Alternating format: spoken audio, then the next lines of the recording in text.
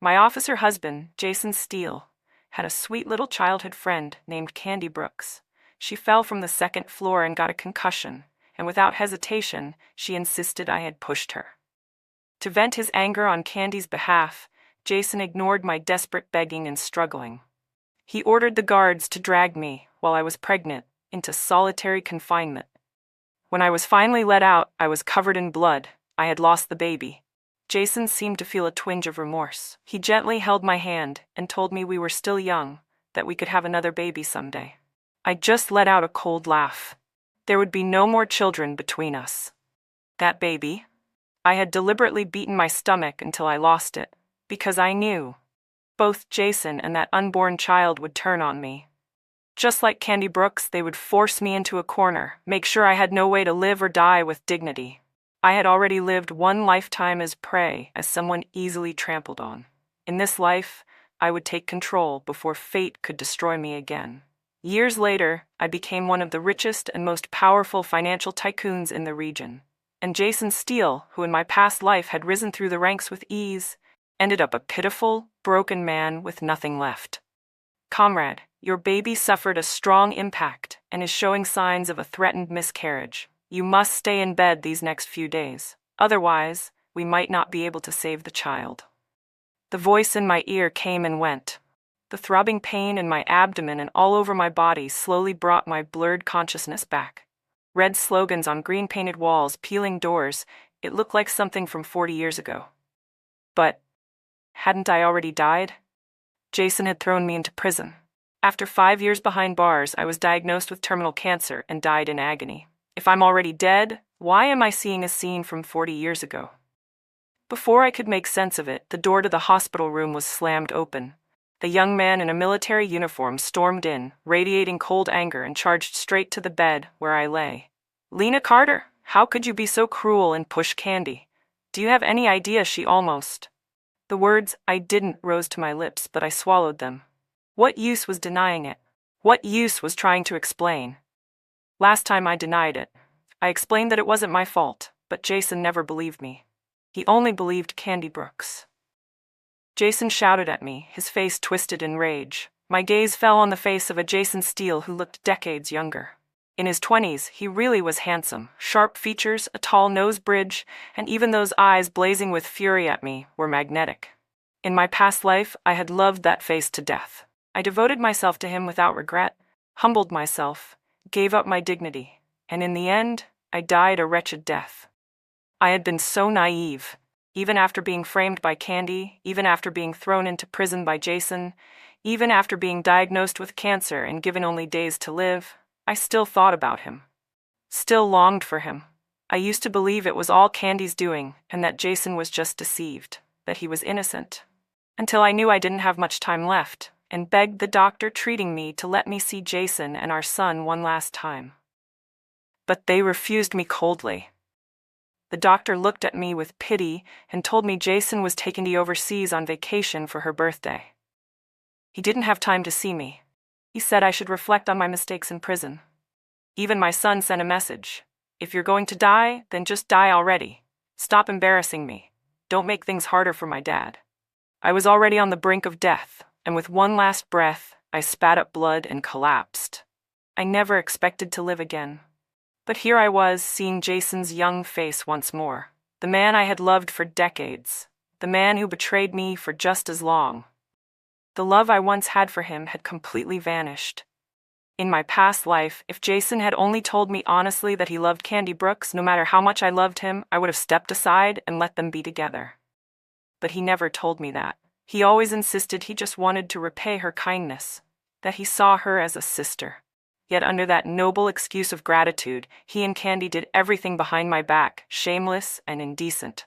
My life had been one long tragedy, devoted to someone else's fairy tale, and the pain and despair I felt before dying, it left behind a hatred that I couldn't suppress. I stared at Jason, locking eyes with him. If I could, I wanted to bite him, rip into him, just to release even a fraction of the rage buried inside me. For the innocent, pitiful woman I used to be, Jason didn't notice anything wrong with my expression. He kept shouting, "I never thought you'd be such a vile, shameless woman. Don't think being pregnant will save you, Lena Carter. I'm telling you. This time, I won't let you off the hook, Jason Steele said coldly. I gave a mocking laugh. And how exactly are you planning to do that? I want you to apologize to Candy, and I want you in solitary confinement to reflect seriously on your mistakes. Same old routine. That was exactly how Jason handled it in my previous life too. Two conditions that left me no room to resist. 1. Apologize to Candy Brooks and admit I was wrong. 2. Accept punishment in solitary confinement and reflect on my behavior. Both were mandatory. No one believed my explanations. In the end, I had no choice but to apologize to Candy, admit to something I didn't do. I thought maybe, just maybe, Jason would let me go. For the sake of our 5 years of marriage, or because I was pregnant. But I was far too naive. The day I was discharged from the hospital, Jason heartlessly had the guards send me straight to the isolation chamber. Tears streamed down my face as I begged him. I told him I was pregnant, asked him to consider the child and punish me later instead. But Jason showed no mercy. He said I was vicious and unrepentant, that I had to pay the price for my actions to learn a lesson and never repeat it. 7 days in pitch-black solitary confinement. All I could do was count numbers, waiting to be released. Jason didn't visit once. The guards even forgot I was in there. A pregnant woman locked away like a criminal. It wasn't until Jason returned from accompanying Candy to the Capitol for her medical treatment that he realized I was still locked up. A normal person wouldn't survive 7 days without food or water. When they finally pulled me out, I was in a deep coma. It was a miracle I hadn't died. Dr. Song worked tirelessly for days to save me from the brink. But 7 days without a single drop of water or grain of food had severely damaged my organs. I developed a chronic stomach condition, probably one of the reasons I eventually got terminal cancer. When I was finally released, Jason was briefly overwhelmed with guilt. He treated me unusually well, and I thought maybe he truly loved me. Because I loved him, I forgave him. But later, Candy told me that Jason only treated me nicely because he was afraid I'd report him to his superiors. If I had died in solitary confinement, especially while pregnant, it would have been a political disaster for him. I didn't believe her back then. I kept deluding myself and fell into one toxic cycle after another. Pathetic me, right up until the end of my last life, clung to the illusion that Jason loved me, that he'd only been deceived by Candy Brooks. But in this life, I know better. I remember everything. I will never again be blinded by Jason Steele's facade, because no form of love should ever come wrapped in endless pain. I stared at Jason and said firmly, word for word, I did nothing wrong. I won't apologize, and you have no right to put me in solitary. Jason's face darkened with fury. Are you sure about that? I'm sure. You're so stubborn and ignorant. Then don't blame me for what happens next. The veins on Jason's forehead bulged as he turned and barked toward the door. Take Lena Carter to solitary. Let her reflect. The guards came in and dragged me away. In my past life, I cared about appearances. I kept quiet, let them take me, just to save face, for Jason and myself. But not this time. As soon as the guards laid hands on me, I screamed at the top of my lungs. Murder! Jason Steele is trying to kill me and my unborn child for that Mistress Candy Brooks. Help! I'm innocent. Jason never expected me to throw away my dignity and scream like that.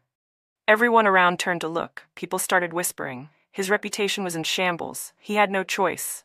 In a panic, he lunged forward to cover my mouth with his hand. But I was burning with hatred. I bit down on his hand, hard. Blood filled my mouth, thick and metallic. I saw his face contort in pain. Did it hurt? Of course it did. He was bleeding, but that pain was nothing compared to what I'd endured in my last life. I was dragged to solitary under the gaze of a stunned crowd. People pointed and whispered as I passed by. What did Lena Carter do to deserve solitary? I heard she pushed Candy Brooks down the stairs. Candy got seriously hurt. That's why Commander Steele had no choice but to punish her, even though she's his wife. So that's it. Well, I guess she brought it on herself. I don't know. Lena's always been gentle and soft-spoken. Doesn't seem like the kind of person who'd do something so cruel. Isn't she pregnant? Look, her forehead is still bleeding. Commander Steele going this far for an outsider, against his own wife, it's just too heartless. Yeah, Commander Steele really is way too protective of that Candy Brooks. He's a man of strong feelings, Very clear about gratitude and grudges. I heard he's just repaying a debt to Candy.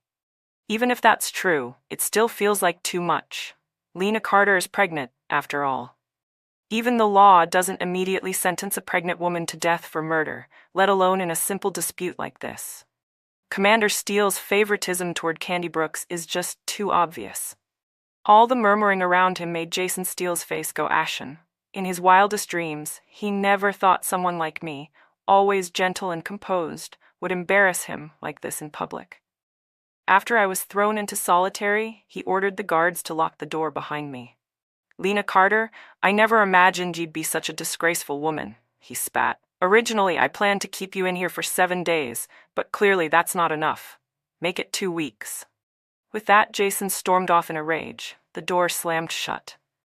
Darkness swallowed the room. In my previous life, I had endured 7 horrifying days in this very cell, lost consciousness, nearly froze to death. And just when I had finally recovered, Candy Brooks framed me again, leading to a premature birth.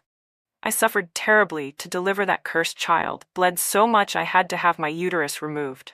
I poured all the love I had left into that child, my only one.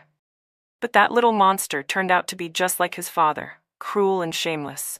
He actually liked Candy, hated me, his own mother. Remembering all the suffering I endured in my past life, a cold smile crept across my lips. That vile little thing? I wouldn't give him the chance to survive this time. I clenched my fists, and then one punch at a time I started striking my belly. Half an hour later, my scream shook the walls. People came running and unlocked the door. They found me lying in a pool of blood on the floor. I had miscarried. Covered in blood, I was rushed to the hospital. Jason had been sitting at Candy's bedside when he heard the guard report that I had lost the baby. He leapt up without hesitation and rushed out of the room, completely missing the satisfied smirk on Candy's face as she watched him go. After the surgery, I was wheeled out of the operating room and immediately spotted Jason waiting with a grim expression on his face. He stepped forward, trying to take my hand. "Get out," I said, cold and clear. Jason froze and stepped back, stunned, watching the nurse push me past him. After the IV drip was in place, Jason actually followed me into the room again, this time with a rare expression of sorrow on his face. Was he grieving the loss of the baby? Yeah, right. In my past life, that bastard son of his constantly said that if it weren't for his existence, Jason would have already divorced me to be with Candy. He believed Jason only stayed in this cold, broken marriage out of guilt. So now that the baby was gone, Jason should have been happy. Relieved. I watched as he slowly approached my hospital bed. I looked at him, my expression devoid of joy, of sadness, completely numb. He reached out, perhaps to touch me, but the coldness in my eyes must have been too much. He hesitated, then pulled his hand back. In a stiff voice, he said, "Lena, I didn't expect this to happen. Just rest and recover for now. We're still young. We'll have another baby." Another baby? I almost laughed out loud. Was that meant to comfort me? After all, word of my miscarriage in solitary must have already spread throughout the entire base. Commander Steele, so revered for his discipline and integrity, had shown zero mercy to his own pregnant wife. I could only imagine what kind of gossip was flying around now, especially with another woman involved. Jason's open favoritism toward Candy was no secret. I figured rumors had already started, and I would gladly pour more fuel on that fire. As I was thinking this, a nurse rushed in and called out to Jason, flustered. "Commander Steele, Comrade Brooks fainted." Apparently, Candy had found out I miscarried and tried to come visit me, but her body was so weak she only made it a few steps before collapsing in the hallway. This was her favorite trick. In my last life, it worked like a charm every single time. But this time, things might not go her way. Jason immediately ran off in a panic, leaving me lying in bed sobbing and screaming. My cries were so loud that nurses, doctors, and even patients from the next room came to see what was happening. When they realized I had lost my baby, they all tried to comfort me with kind words. While crying and wiping my tears, I began telling the nurses, doctors, and curious patients everything that Candy Brooks and Jason Steele had done behind my back. Ever since Candy showed up, the man listed on my marriage certificate, Jason, had completely drifted away from me. Jason arranged a job for her. gave her more than half his salary to spend however she pleased. Candy clung to him constantly, deliberately provoking me, trying to stir up conflict between us. She always found excuses to pull him away, even in the middle of the night, saying she was afraid of thunder or rain, and had him stay with her all night long. And then she even had the nerve to say she was going to get rid of the baby in my belly, to force me and Jason into a divorce. Everything I said was true. People in the base had seen it with their own eyes. They just hadn't known that the two of them were also spending time alone at night, a man and a woman, behind closed doors. As I spoke, I saw the looks in everyone's eyes begin to change. Add to that the fact that I had just lost my baby. While Jason ignored me completely and rushed to Candy's side without hesitation, people couldn't help but notice. The nurses, doctors, and patients all heard every word I said. From the looks on their faces, I knew it wouldn't be long before news of Jason's affair with Candy spread like wildfire through the entire military base. Jason was summoned by his superior. He told them he and Candy were clean, that he was only helping her out of gratitude. His superior believed him. But the gossip outside was getting out of hand. That leader had been Jason's longtime mentor and liked him a lot. Still, he warned Jason to watch his reputation and keep his distance from Candy. When Jason returned to the hospital, his face was like thunder. As soon as he closed the door, he glared at me. "Lena Carter, you almost ruined me. Because of your impulsiveness, my superiors talked to me. Do you realize what kind of damage that could do to my career?" I curled my lips slightly. "Good. I hope it does affect you. In my last life, I endured everything in silence: humiliation, pain, betrayal, while Jason and Candy lived carefree and unbothered. After going through such a hellish life, how could I let him sail smoothly to success in this one? I was reborn, and I intended to make life a little more uncomfortable for my enemies. Jason didn't know what I was thinking. He thought I still loved him deeply, still cared about his future more than my own. He assumed I'd follow his every instruction without complaint. He warned me, "From now on, you need to clarify those rumors one by one. Let everyone know that there's nothing between me and Candy, that our relationship is purely like brother and sister." I tilted my head and looked at him. "Really? Brother and sister? That's strange, because as far as I know, you two don't share a single drop of blood." Jason's expression shifted at my mocking smile. "If I had any feelings for Candy, do you think I would have married you?" He snapped. That was exactly how he brainwashed me in my last life, and like a fool, I had believed him. Now, hearing that same tired excuse again, I couldn't help but laugh. Cold, sarcastic laughter. Jason's face darkened. "Lena, this isn't the time to be petty or jealous. I'm in this mess because you wouldn't listen. I'm warning you, cut it out. If you keep this up, I'll divorce you."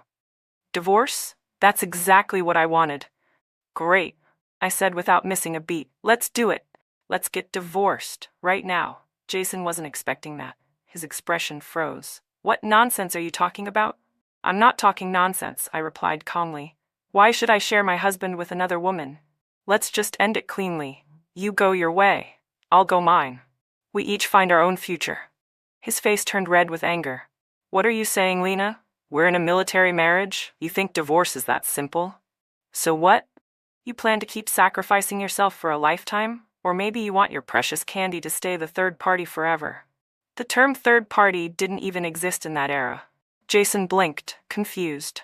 "Third party? What does that mean?" I didn't bother explaining. Instead, I looked him in the eye. "If you want me to believe you, then from now on you are not allowed to have any contact with Candy. Can you do that?" To my surprise, Jason agreed. "From now on, you handle everything related to Candy," he said. "I promise I won't see her in private again." This change was something that never happened in my previous life. Jason Steele, for the sake of his promotion, had weighed the pros and cons and chose to back down. It was exactly what I expected of him. But Candy Brooks didn't have that kind of awareness. I was sure she wouldn't sit still for long if Jason stopped seeing her.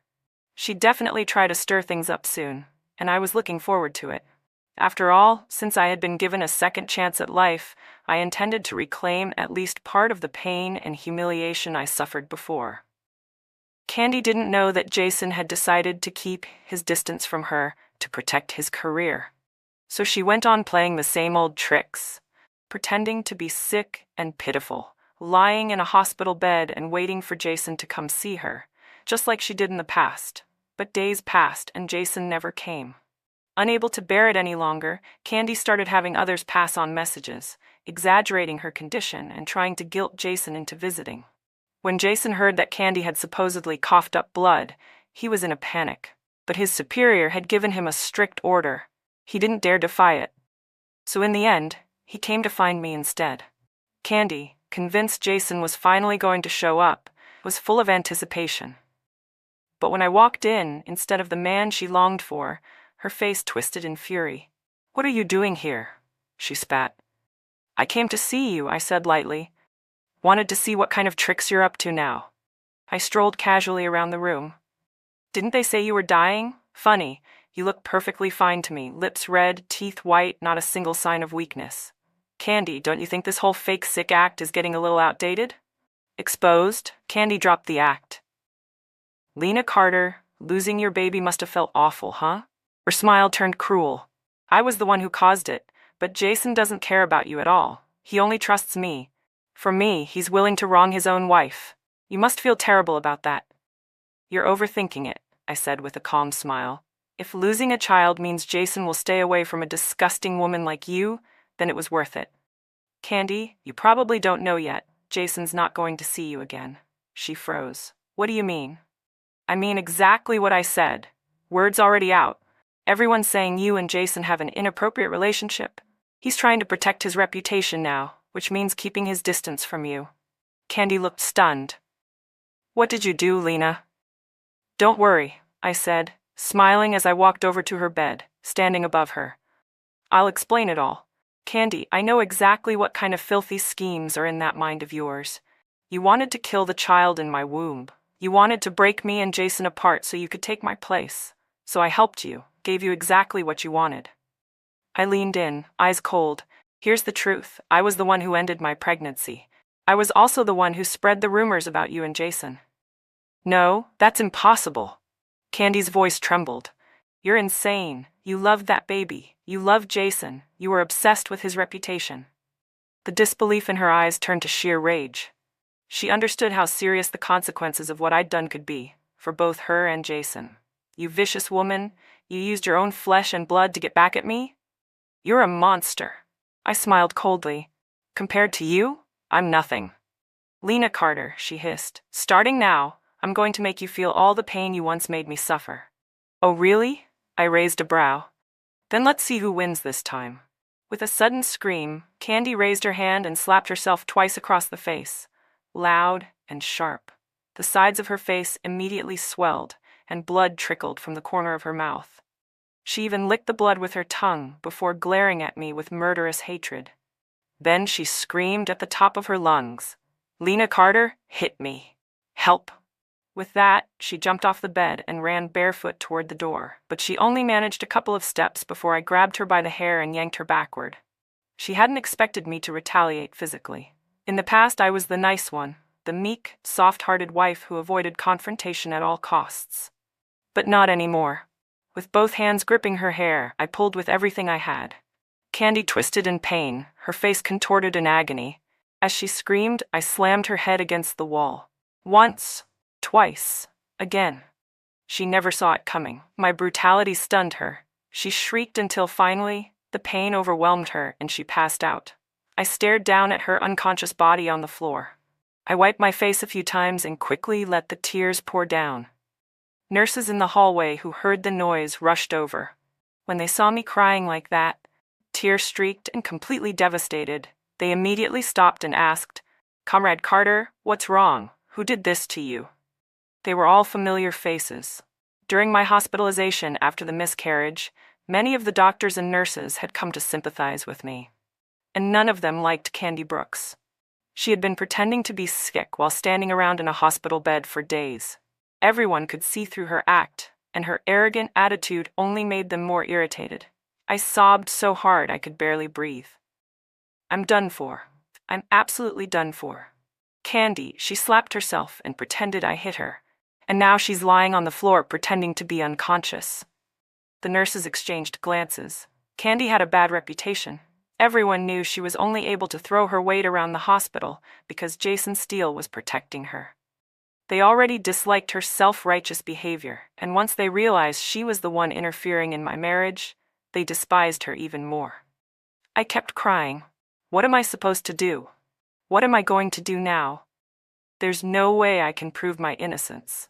Even if I jumped into the Yellow River, I couldn't wash this off. If Jason finds out, he'll definitely blame me. I'm done. I'm so done. One of the nurses put a comforting hand on my shoulder.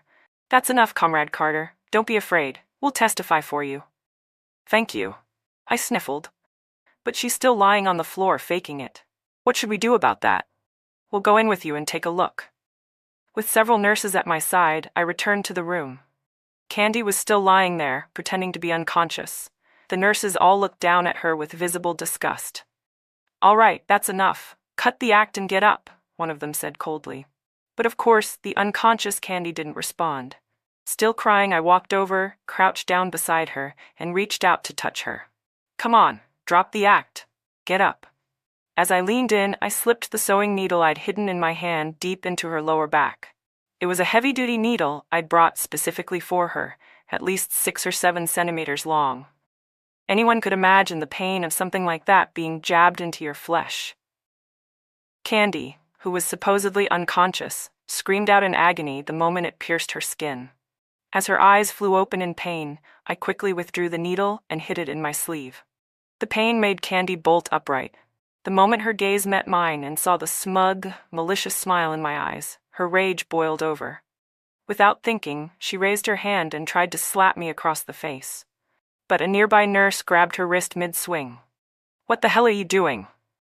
Several other nurses immediately rushed forward and held her down. Candy froze, overwhelmed. She had always been cunning and manipulative, able to read people like a book. But after that brief moment of shock, she quickly switched back to her usual pitiful demeanor. She looked at the nurses holding her down with tearful eyes. Lena Carter hit me. She slapped me. She grabbed my hair and bashed my head against the wall. She assaulted me on purpose. I want to call the police. She thought that by exposing what happened, she'd gain support, but the nurses only looked at her with disgust. Enough, Comrade Brooks. Stop acting. We know you're putting on a show and trying to frame Comrade Carter. That kind of mindset is unacceptable. You need to fix it immediately. I'm not faking, Candy insisted. My head really hurts and my face is killing me. And my back, someone stabbed me. Of course it hurt. That needle had gone deep, but no one believed her. The nurses stood firmly by my side. Don't worry, Comrade Carter. We'll testify for you. It's clear that Candy staged this whole thing. Candy's head throbbed, her face stung, and the spot I stabbed her with the needle was burning. But it didn't matter. No one was going to believe her now. The nurses began shouting about calling the authorities. One even pulled out Candy's pathetic medical file. You're not even sick. Faking illness to occupy a hospital bed. This is going into our report. Candy deflated. She had only ever managed to manipulate Jason Steele. Because Jason pitied her, favored her. But these people weren't family, weren't friends. They didn't owe her anything, and they sure weren't going to cover for her. To the people watching, everything was clear. Candy knew the longer she made a scene, the worse it would get for her. So she swallowed her anger and stayed quiet. As I was escorted out of the room by the nurses, I happened to glance back at Candy and gave her a smug, provocative smile. That was just the beginning of the drama Candy Brooks had in store. After giving her a small dose of what she deserved, I returned home in high spirits, only to find the ever-busy Jason Steele actually at home for once. He had bought my favorite tangerines and some candy. As soon as I walked in, he asked, "How's Candy doing?" Wow. He really was concerned, wasn't he? If he hadn't been worried about jeopardizing his promotion, I bet he would have rushed to the hospital to see her himself. Without expression, I answered flatly, "She's doing just fine. Still has the energy to frame me, after all." Jason paused, confused. "What do you mean?" "I went to see her just like you asked," I replied. "Even brought fruit," but Candy threw the fruit across the room, slapped herself in the face, pretended to faint, and tried to accuse me of assault. If it weren't for the nurses who saw it all with their own eyes, I'd be in serious trouble today. "That's impossible. Jason muttered, his face saying loud and clear that he didn't believe me. If you don't believe me, go ask the nurses. Not one, not two. 4 of them saw it happen. Jason fell silent, a rare thing for him.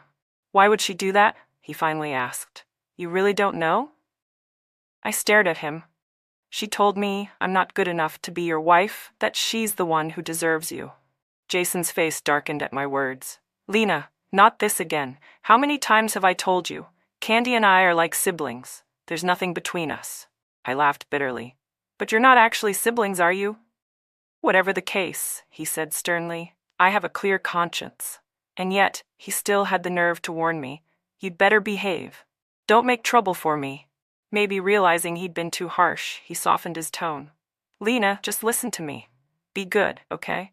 About the baby, I was wrong, I'm sorry, we'll have another one in the future. He said it like giving me a child was some kind of reward, some great mercy. But what he didn't know was, I was no longer the same woman. I would never have another child with Jason Steele. He was dreaming. After the beating I gave her, Candy really did end up with a concussion. She had to stay in the hospital for several days, but even then, she didn't stop her scheming. She used the hospital phone to call Jason multiple times, even had people deliver messages to him. But when none of that worked, she panicked and showed up at our door in person after being discharged. She knocked on our door, acting like a fragile porcelain doll, only to walk in and see Jason sitting at the table, having lunch with me. Right as he was placing a piece of rib into my bowl, Candy froze. She couldn't believe what she was seeing. Jason, are you really going to ignore me now? Her swollen face and pitiful expression might have tugged at Jason's heartstrings. Candy, how could I not care about you? I've just been really busy lately. Then she threw herself into his arms, crying. I thought you didn't want me anymore, Jason. I was so scared you'd abandon me. You promised my parents you'd take care of me. The mention of Candy's parents, who had done Jason a great favor in the past, made his face flash with guilt. I had thought Candy would use this opportunity to accuse me, to rat me out for what I did at the hospital. But she'd gotten smarter. She didn't say a word about it. Instead, she played the nostalgia card, pulling at Jason's emotions. Then, right in front of him, she turned to me, crying. I'm so sorry, Lena. I didn't mean to make things difficult for you. Once I recover, I'll ask for a transfer. I'll leave so I don't interfere in your relationship anymore. And with that, she actually dropped to her knees in front of me, bowing over and over, begging me for forgiveness. I had to admit, this strategy, retreating in order to advance, was a clever one. Jason's heart immediately softened. He rushed over to help her up.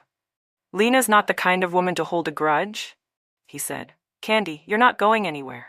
Stay here, it's easier for me to take care of you this way. Candy let herself be lifted by Jason's hand, looking moved as she poured out memories of the past. I couldn't take another second. I stood up and walked away. Inside, I knew exactly what Candy was doing. She had learned her lesson. She knew not to act too soon, not to snitch impulsively. Instead, she was playing the long game, getting Jason to feel sorry for her, drawing him back in piece by piece. I wandered outside for a few hours, and when I returned, Candy Brooks was gone. Jason Steele was sitting alone in the living room, and as soon as he saw me come in, he said, Lena, let's talk. Sure, I nodded and sat down across from him. What do you want to talk about? Candy. Jason reached out and took my hand. Lena, I really do see Candy as nothing more than a sister. Her parents did so much for me. I owe them more than I can ever repay, and she's their only daughter. So I have to take care of her. That's fine, I said without emotion. If you feel the need to repay them, I won't stop you. You can do whatever you want with Candy. You don't need to inform me. I don't care. Don't say that to hurt me, Jason said, sounding frustrated. You've misunderstood. You think there's something inappropriate between me and Candy, but I swear, there's nothing like that. I only see her as a sister. The only person I want to spend the rest of my life with is you. In my previous life, if I'd heard such a passionate declaration, I would have fallen head over heels for it, believed him with all my heart, blindly and willingly.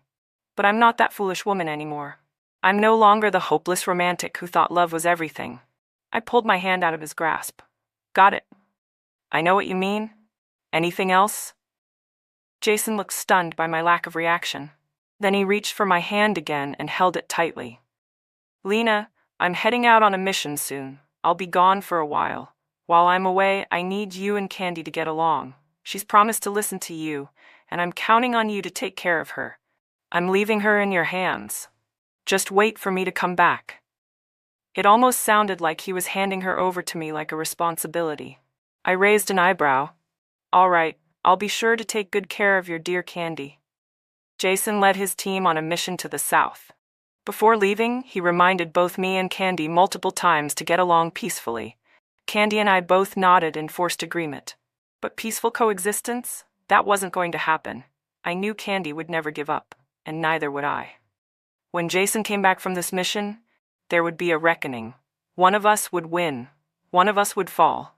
The determination in our eyes was mutual, hers and mine. On the first day Jason was gone, Candy and I put on a show of perfect harmony. She called me sis sweetly and helped around the house, cooking and cleaning like a devoted little helper. On the second day, she bought me a new outfit and a pair of shoes. She even invited me to see a movie. She clung to my arm with affection, calling me sis in front of everyone. It was her way of putting on a performance, showing everyone how close we supposedly were. We went in and out together, supporting each other, looking like the ideal sister-in-law duo. All the previous drama seemed to vanish as if it had never happened. On the 10th day of Jason's absence, Candy knocked on my door bright and early, bringing me breakfast. Sis, I've got the day off today. Let's go for a walk by the river, okay? Sure, I agreed pleasantly. She had already packed lunch and snacks, then linked arms with me as we headed out the door. Whenever we ran into someone we knew, Candy would greet them warmly and announce that we were going on an outing together. By the time we reached the edge of town, she'd made sure a dozen people had heard about it. We brought our food and rode a shared bike all the way to the small river nearby. Just before we arrived, I clutched my stomach and said I needed to use the bathroom, then walked away for a bit. When I returned over an hour later, Candy was already waiting by the riverbank. She looked irritated, pacing back and forth, her eyes filled with impatience. I even heard her muttering under her breath. I cleared my throat. Candy, sorry to keep you waiting. The moment she saw me, her whole demeanor shifted. The irritation disappeared as if I'd imagined it. Sis, look how beautiful the scenery is here, she said sweetly. Let me borrow someone's camera and take a few photos of you. I agreed without hesitation and stood by the riverbank, letting her snap a few shots. Several times she laughed playfully and lunged toward me like she wanted to grab or hug me, but standing at the river's edge, I was careful, always stepping aside just in time. I laughed freely and fully, while Candy Brooks' smile grew colder and colder. After a few more failed attempts to lunge at me by the river, she gave up, for the moment, and laid out a picnic blanket. She unpacked the food and deliberately placed the blanket right at the river's edge. She positioned herself on the side facing the water and left the edge closest to the river for me. I'm starving, sis. Come eat, Candy said cheerfully, handing me food with a warm smile. I didn't take it. I just stared straight at her. Go on, say it. What are you really planning? What could I possibly be planning? She replied with a fake laugh. I lowered my voice. I know you were trying to find a chance to push me into the river, drag me in with you, and make it look like I pushed you. Now that didn't work, you're trying this. I watched her face go pale. Let me guess, what did you put in the food? Something to set me up? Candy, do you really think I'd be dumb enough to let my guard down around a venomous snake like you after everything I know? She sighed. So you figured it out? I thought I could fool you for a few more days. Guess you're smarter than I gave you credit for. The mask dropped. Candy no longer bothered pretending. Lena Carter, since you know, I won't hide it anymore. Today is the day you die. With that, she lunged at me. I was sitting with my back to the river. Candy pounced, dragging me with her as we both fell into the water. This was exactly how she framed me in my past life. Same river, same setup. She had lured me out, shoved me into the river, and claimed I tried to kill her. It worked. Everyone believed her. I was accused of attempted murder and sent to prison, betrayed by Jason Steele himself, who, righteous and dutiful, chose justice over his own wife. Back then, Candy's plan had unfolded 30 years later than it did now. But I'm not the same Lena Carter I used to be. When she invited me to the river this time, I already knew what she was planning. I knew she'd arranged for witnesses to accuse me. So I let her carry out her little trap, just so I could spring mine. The moment we hit the water, I grabbed her by the hair and forced her head down, holding her underwater until she gulped down mouthfuls. Her eyes rolled back in her head, and just as she passed out, I dragged her toward the shore and slammed her head against the jagged rocks. Again and again. Blood streamed down her once beautiful face, but it still wasn't enough. In my past life, I lost my uterus because of her. I could never have children again. That pain, the kind that cuts into your soul, was something I'd never forget. So in this life, Candy would have to experience that pain too. A piece of rebar I'd hidden nearby was already in place. It pierced through her lower body as I forced her onto it. I watched as blood spilled from her and slowly dyed the river red. Only then did I drag her by the hair toward the shore and scream for help, like my life depended on it. Her so-called witnesses showed up right on cue. Candy was rushed to the hospital. I lay back on the riverbank, a cold smile curling on my lips. Now it was Jason Steele's turn to put on a show.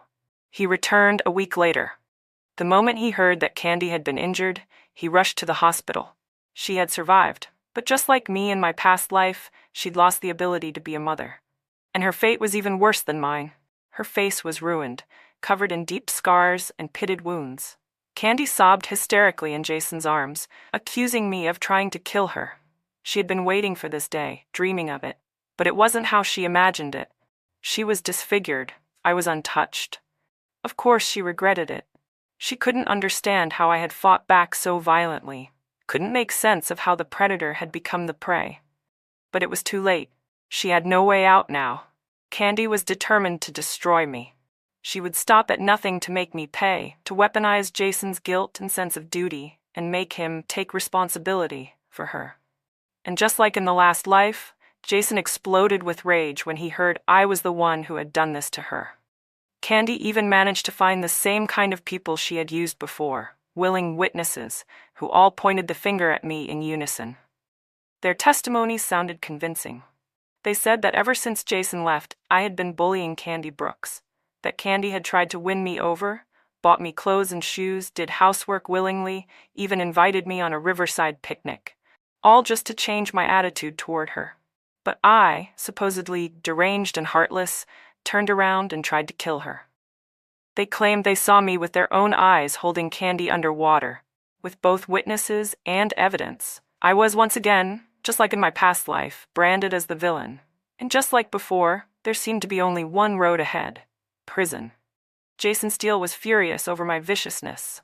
His heart ached for Candy's suffering, and he swore to her that he would make things right. Meanwhile, I stayed at home, waiting for the wrath I knew was coming. In the quiet days leading up to Jason's return, I had already packed my bags. I sold most of the furniture in the house, even the bicycle. I stitched all the money into the lining of my clothes and had a detailed plan laid out. I was ready to end this once and for all. The door burst open with a loud kick, and Jason stormed in. He grabbed me by the collar and yanked me off the ground. "Lena Carter, why did you do it?" I pried his fingers off my shirt. "Jason, what if I told you this had nothing to do with me, that the whole thing was Candy's setup? Would you believe me?" "Bullshit," Jason snapped. "Don't even try." He was livid, just like last time. "Candy can't swim, and you can. Do you really think she'd be stupid enough to plot something that puts her in that much danger?" As always, Jason chose to believe that Candy was incapable of risking her own safety. He questioned me angrily. "And even if she did set you up, why would she let herself get disfigured? Why would she give up her ability to have children?" I scoffed. "That's easy. Her plan failed. Things got messy. It wasn't supposed to go down that way." "You're insane, Lena. You think I'm obligated to protect you? That I'll blindly defend you no matter what you do? You committed a crime. This is prison time we're talking about." "Of course I know," I said calmly. "But I'm not the one who caused this. Candy brought this on herself." "You still won't admit it?" Jason shouted. "You're more ruthless and shameless than I ever imagined. If you insist on throwing everything away, don't blame me. I'm not letting this go." "Good," I replied coldly. "I've been waiting for this." It played out exactly like in my past life. I had no expectations left, but somehow my heart still ached just a little. So, I asked, how are you planning to punish me this time, Jason? Enraged by my indifference, he kicked the sofa. You're going to the hospital. You're going to apologize to Candy.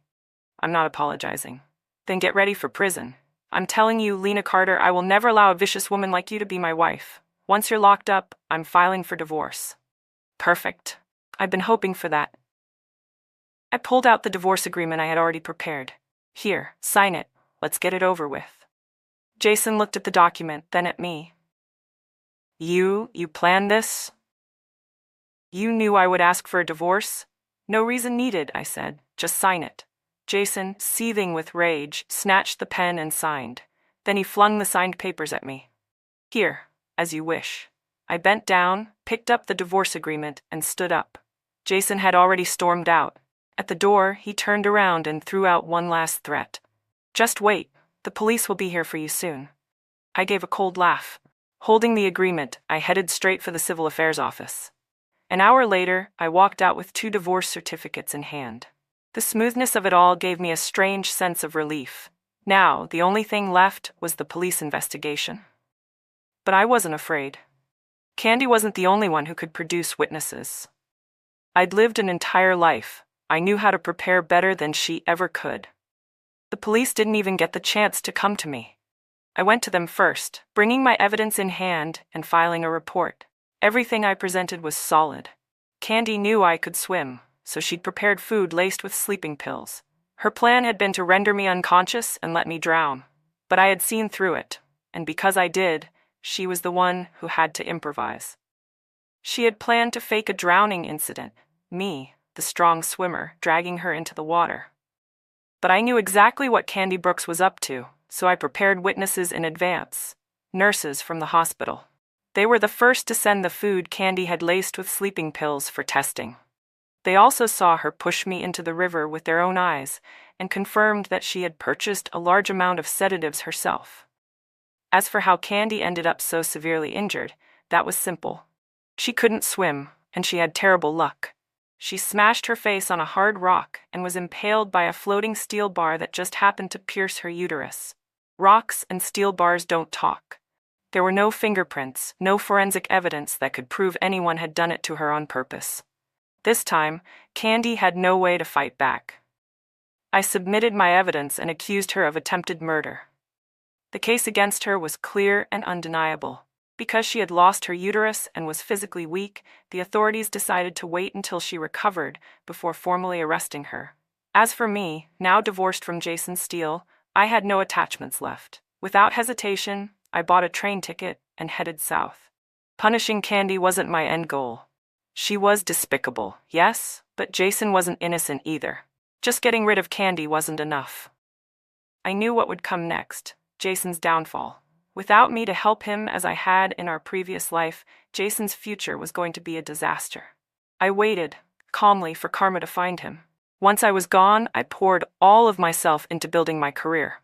Knowing what was coming gave me a huge advantage. Starting from nothing, I climbed my way up, step by step. In less than 5 years, I achieved considerable success. With the wave of economic reform sweeping across China, I was among the first to seize the opportunity. I launched a business and expanded quickly. Over the next decade, I became the country's first self-made female billionaire. I opened branches across the nation, expanded my reach, and used my wealth for charitable work. I never imagined I'd run into Jason Steele again, during a charity event in Jiangcheng, of all places. More than 10 years had passed. Jason had gone from a dashing military officer to a man in a wheelchair. I stood on stage giving a speech. He sat in the audience, staring up at me. Our eyes met. Mine were calm and knowing. His were filled with shock. I watched his lips move. I couldn't hear the words, but I could read them clearly. Lena. After the donation ceremony, I got into my car to leave, but Jason rolled his wheelchair in front of my vehicle, blocking the way. Lena, do you know how long I've been looking for you? I looked at him silently. Why? I never meant to send you to prison. I never meant to divorce you. I was just angry. I tried to convince Candy to drop the charges, but by the time I did, you were already gone. So this was his long overdue apology? His regret? Even if it was, why should I accept it? Seeing me stand there coldly, unmoved, Jason's face dimmed. He mumbled, "Lena, I didn't know Candy would turn out to be so vile. I was deceived by her all along." Jason Steele, in his 20s, had truly been a handsome man. But now I looked him square in the eyes and said slowly, "Can you move out of the way? I'm in a hurry to meet my husband and son. Today is our 6th wedding anniversary." "You're married?" Jason asked in a stunned whisper. "You even have a child?" His face turned ashen as he backed his wheelchair away. My driver started the engine. Jason suddenly called out, "Lena, I had a dream. You loved me deeply. You never gave up on me. We had a son, didn't we?" I rolled down the window and looked at him with a smile. "I bet your dream had a few other things in it too," I said. "Like how you ignored me for Candy? Like how you sent me to prison because of her? Like how your ungrateful son was just as cruel and biased as you?" Jason's face went pale as snow. I smiled sweetly. "And didn't your dream include that moment you were gravely injured while trying to earn a commendation? That Candy got down on her knees to beg a famous doctor to save you, and you were so grateful, you repaid her for the rest of your life?" Jason's eyes widened. "How do you know that?" "You don't need to worry about that," I said. "But let me tell you something. You know why, in this life, after your heroic act, you're stuck in that wheelchair? Why you never got back on your feet? It's because I didn't travel hundreds of miles to beg some medical expert to save you, like I did in your dream. So that's why you ended up paralyzed. So in your last life, it wasn't Candy who saved you, it was me." "No wonder," I said, laughing coldly. "Jason Steele, did you also dream of me getting diagnosed with terminal cancer and dying miserably in prison? What were you thinking, Jason? You must have been relieved, right? After all, once I was dead, you could finally marry Candy openly and guilt-free." "No, that's not true. I didn't know you would die," he shouted, panicked. I thought you were faking it. By the time I got back, you were all ready. I regretted it. I really did." "Is that supposed to be your belated regret? What am I supposed to do with that now, Jason?" he murmured.